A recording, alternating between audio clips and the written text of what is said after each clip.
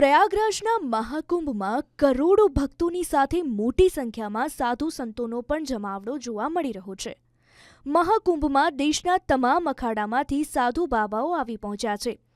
પરંતુ કયા સાધુ કયા અખાડામાંથી છે એ કેવી રીતે ખબર પડે?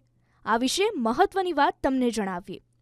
હકીકતમાં સાધુ સંતો અને બાબાઓની ઓળખ માટે એક ખાસ પ્રક્રિયા હોય છે, જે માટે તેઓની આઈડી કાર્ડ અથવા તો પ્રમાણપત્ર પણ આપવામાં આવે છે, જે અખાડાની સંલગ્ન હોય.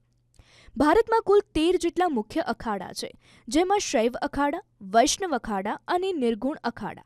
આ 3 અખાડા એવા છે જે સદીઓ જૂના છે.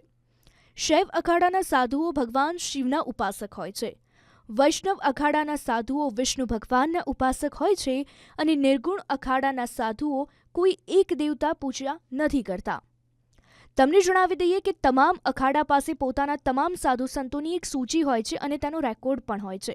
જ્યારે કોઈ સાધુ સંતો અખાડામાં સામેલ થાય છે ત્યારે તેની દીક્ષા પ્રક્રિયા પૂર્ણ કરવામાં આવે છે અને તેના આધારે તેને અખાડામાં સામેલ કરવામાં આવે છે. સાથે જ અખાડાની ઓળખનું ઓળખપત્ર અથવા તો પ્રમાણપત્ર પણ આપવામાં આવે છે. સૌથી છેલ્લે એ પણ જણાવી દઈએ કે આ તમામ અખાડાના પોતપોતાના નિયમો અને કાયદાઓ સાધુઓને માનવાના રહે છે. આ તમામ ઉપરની દેખરેખ મહામંડલેશ્વર રાખે છે, જે અખાડાના પ્રમુખ સંતો હોય છે.